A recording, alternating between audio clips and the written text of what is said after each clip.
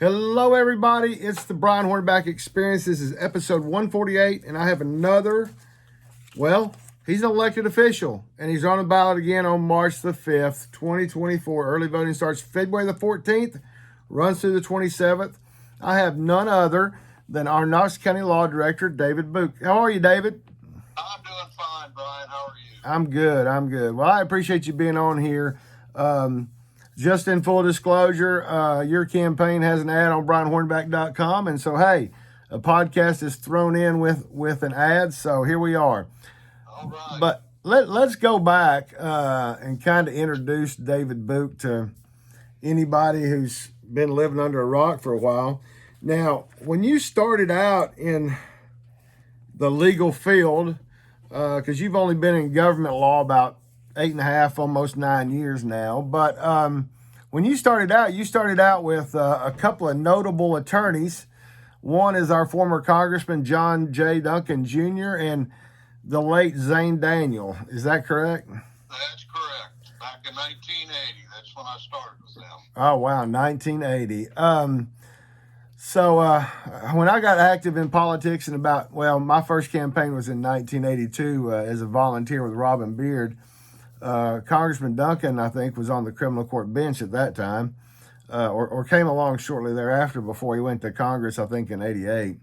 But so what was it like learning to practice law with those two notorious, fairly good lawyers? I mean, there's a lot of stories about Zane Daniel because, unfortunately, Congressman Duncan going from practicing law to being a criminal court judge and then to Congress for 30 years. I don't guess he had a whole lot of lawyer stories. So is there any good infamous Zane Daniel stories that you can retell? Oh, Zane, there's so many stories. He would, to learn under him, he was probably one of the 2 or 3 top trial attorneys back then. And he did both personal injury type work and he did, of course, a lot of criminal work. I'd have to go back in my memory, but he had a way with jurors, and he would go in front of a jury, whether it was a criminal jury or whatever, and he wouldn't have any papers in front of him. And he would remember the name from of each juror, and of course they do what they call a voir dire, where they interview each juror, because you've got so many people you can kick off, each side does, and he knew every one of those. And he would, it was amazing, because I remember Glenn Claiborne, who also with the firm, he said, boy, Zane goes in there, and he said all the ladies over 40 that had grown kids looked at Zane as their son. The young ladies looked at him as, boy, that would be a great boyfriend to have. They all looked at him and said, wow, now that's a real he-man. I like him. So, and he had that way with jurors, and that's why he was so good. Well, the first time I remember reading or knowing the name Buuck is when, of course, Loy Smith is one of my political mentors, but the guy that replaced Loy Smith in the legislature, who was my representative for a number of years, is Jimmy Kyle Davis, and he was practicing with the firm Claiborne Davis, Buuck and Hurley. So, right there on Market Street. That's right. That's Jimmy Kyle. Oh yeah, I remember those years. Yeah. So when you mentioned Glenn Claiborne, that's how that's what made me think of Claiborne Davis, Buuck and Hurley. So. What I'd like to talk about before we talk about government law and you running for re-election, because that's kind of boring, is I want to go back and revisit Citizens for Home Rule. My wife and I moved out of Carter, 4-way in, to Concord, Southwest Knox County in 1992. And somewhere along that way, just before that, Victor Ashe became mayor. Victor Ashe decided that the city needed to grow its tax base. And so he started he started going out there and annexing every piece of commercial property he could, and he was annexing a lot of homes as well. But you were the legal counsel for a group called Citizens for Home Rule.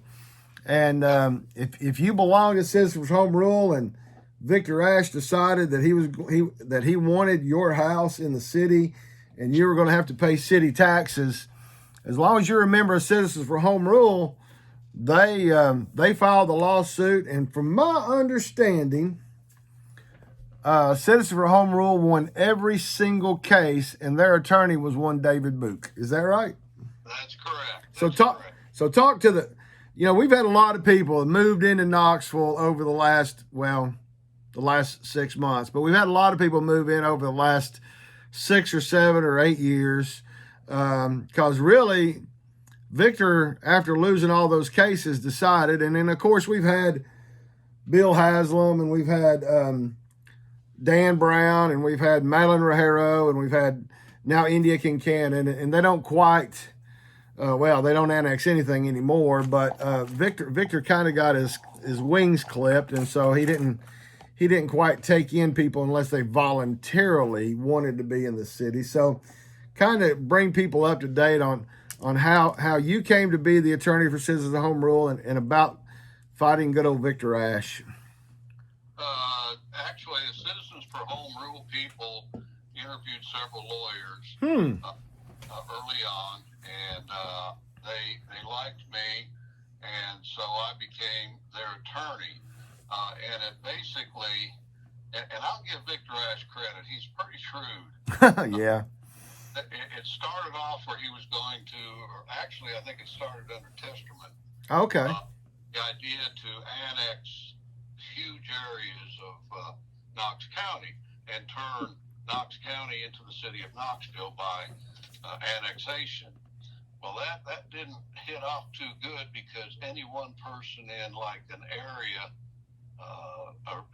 and Testerman, as I recall, started off doing the districts, like District 8, 9, etc. And that didn't work, because one person could kill it. That's what we did at CHR. Victor was much smarter. Victor came in, started doing individual parcels, and some would fight him and not be members of Citizens for Home Rule and wouldn't care. And then, of course, all it would take would be one. But Victor was pretty shrewd in the way he did it. And then, even later, when it looked like the legislature was going to change the annexation law, Victor, while he could, said, okay, where's the real money? The real money is in the local option sales tax. Mm-hmm. Right. And so he was going after down the strip annexations, trying to get all the businesses. Yep. Pretty shrewd move by him. And so he kind of laid off the homeowners. But by that time, I think we had like close to 300 individual homeowner lawsuits that were in the dockets up at Chancery Court. And the way that worked was that as long as that suit was pending, the homeowner was not in the city.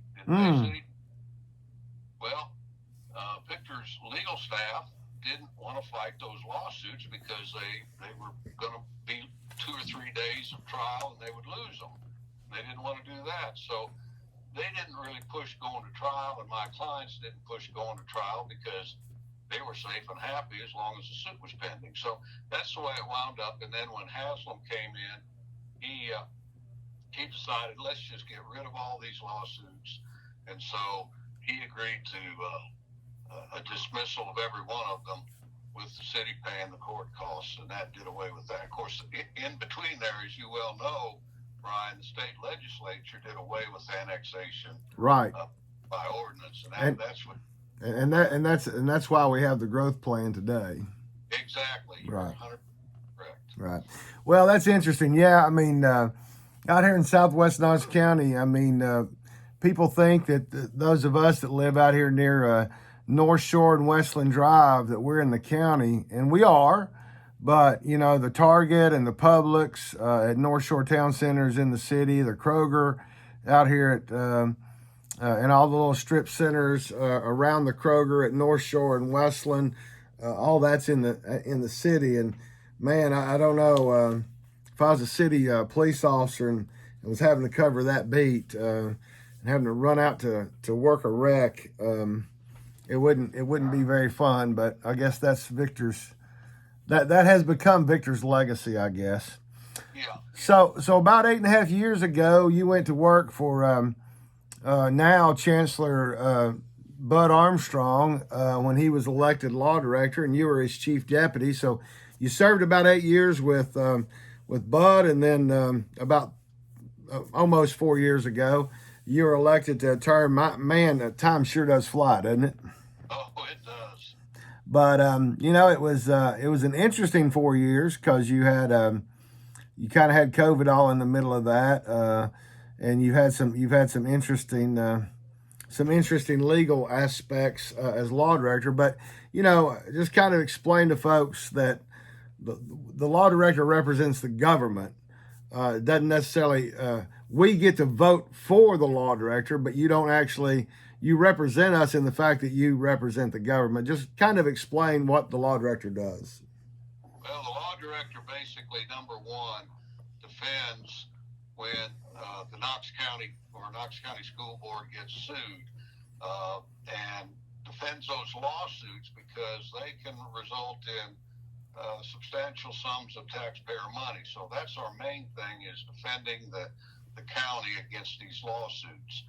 Also, under the charter, we are charged with, it's a broad term, says all legal affairs of the county. That includes, we are required to advise at the county commission and all of its boards and committees, as well as the mayor, if they seek our legal advice. So we have that in there. But the main thing is defending Knox County and its taxpayers from these possibly $1 million lawsuits. Right. Well, and so when the county commission passes a resolution ordinance, I mean they come to you and they want your legal opinion, right? But ultimately, whatever they decide is what you have to defend as the law director, right? That's correct. We don't make any policy whatsoever. The policy is made by the county commission. Take him out. And so sometimes they don't. Right. And you've got a staff of about 11 attorneys there, I think, in the law director's office. So just kind of talk about your staff and kind of the team that I know you've got now retired Chancellor Mike Moyers on your staff. He was a law director for a number of years, but just kind of talk about your staff and I mean you basically got an office over the schools, I think, and you got an office at the city county building, but everybody's kind of got the work divided up, I assume. Well, everybody seems to have their area of expertise. The average years of practicing law in our office is 23 years. Wow. And the youngest one that we just recently hired, a young lady, brilliant young lady, she's got 3 years experience, which is the same as my opponent has. Right. Yeah, You've got an opponent in the Republican primary, and then you got one in the general election. I think it's the same one you had in the general election 4 years ago, isn't it? Yeah. Yep. 4 years ago, he ran as an independent. That's right. Yeah, and then he ran against Sharm Allen, right, for district attorney general. So about every 2 years, I guess we're going to see your Democrat opponent pop up on the ballot. But so you're running February 14th through the 27th, early voting. March the 5th is Republican primary. You're doing all the things that people expect somebody that's running to do. I know you've put out at least a letter, and I'm sure there's more. There's probably another mailer coming out at some point, and you got yard signs. I mean, you've hit almost, as far as I can tell, every Republican club in town, because I go to most of them, and you were at Center City this past Thursday night, a club that I happen to be president of. But just kind of talk about what you think the next 4 years are going to be as And this is this position term limited as well as the county commission, mayor, and all the others? Yes, indeed. It is term limited. So if I am elected, if the people elect me for 4 more years, then it'll be somebody else's time to run, because I'll be termed out. Right. So just kind of what's your thoughts about the next 4 years being the Knox County Law Director? I mean, I know we're always going to have lawsuits out of the jail. We're always going to have lawsuits from schools. You know, there's always going to be lawsuits, right? But I mean, just continue on. I mean, you see anything in particular that's interesting that might happen over the next 4 years? Well, I'm hoping one of the things that, and I'm not taking part in the policy, but part of the most of our lawsuits are with the schools. There's cottage industry out there, Right. and so if some student feels like they have been harmed or something because a teacher didn't do something right, we get sued. Mm. And the issue on that is these are under federal lawsuits and under federal government regulations that we have to abide by because we take federal money. Right. If we don't take the federal money, we're not bound by a lot of those things.